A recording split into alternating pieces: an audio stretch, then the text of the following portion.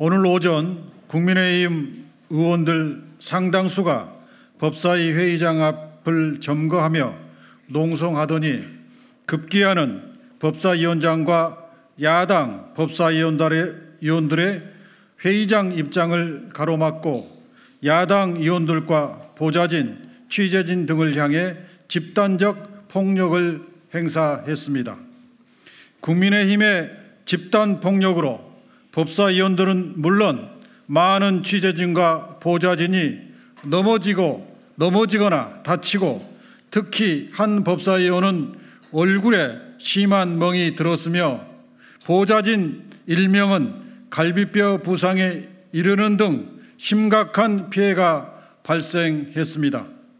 회의를 시작한 이후에도 법사위원이 아닌 국민의힘 의원들이 회의장 안에 들어와 피켓을 들었고 회의장 밖에서도 구호를 외치며 소란을 피워 법사위 회의 진행을 방해했습니다.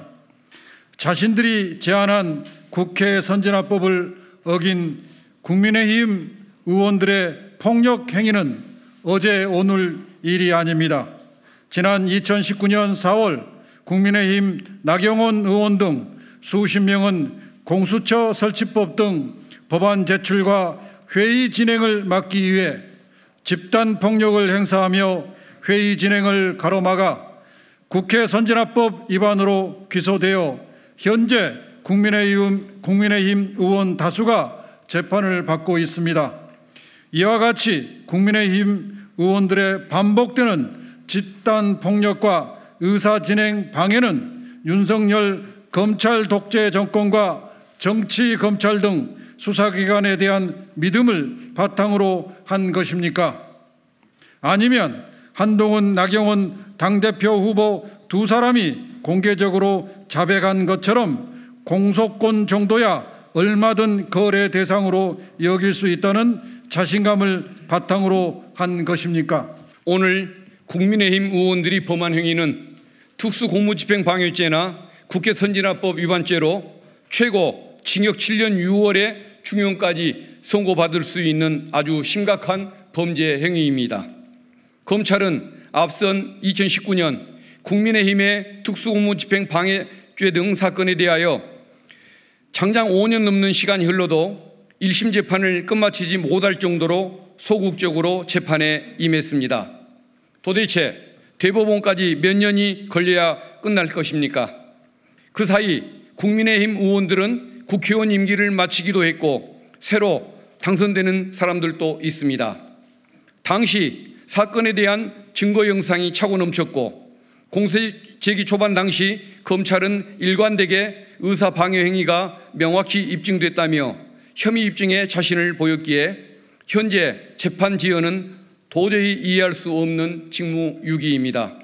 지연된 정의는 정의가 아닙니다. 이처럼 사안이 중대하고 사실관계가 명확한 재판을 이유 없이 질질 끌고 있었다는 사실 뒤에 나경원 후보가 당시 법무부 장관인 한동훈 후보에게 공소를 취소해달라고 청탁한 결과 재판 지연이라도 시킨 것입니까? 2019년 발생한 집단폭력 사건에 대한 검찰의 소극적 수사가 마치 면죄부처럼 여겨져 국민의힘 의원들이 이번에도 비슷한 일을 한 것은 아닌지 수사기관은 자문하고 오늘의 집단폭력 사태를 빠른 수사로 답해야 할 것입니다. 오늘 발생한 심각한 집단폭력 행위에 대해서도 고발을 검토하겠습니다. 검찰 등 수사기관은 여야를 따지는 것이 아니라 수사기관으로서 최소한의 역할을 해야 할 것입니다. 국민의힘에도 촉구합니다. 최혜병 순직 1주년인 오늘 국민의 관심이 집중된 순직해병 수사협 청문회를 방해하여 윤 대통령과 범죄자를 지킬 것이 아니라 국민 앞에 겸허히 진실을 밝히는 데 협력하십시오. 이상으로 기자회견을 마치고 저희는 예정된 청문회장으로 다시 향하도록 하겠습니다. 언론인 여러분 수고 많으셨습니다. 고맙습니다.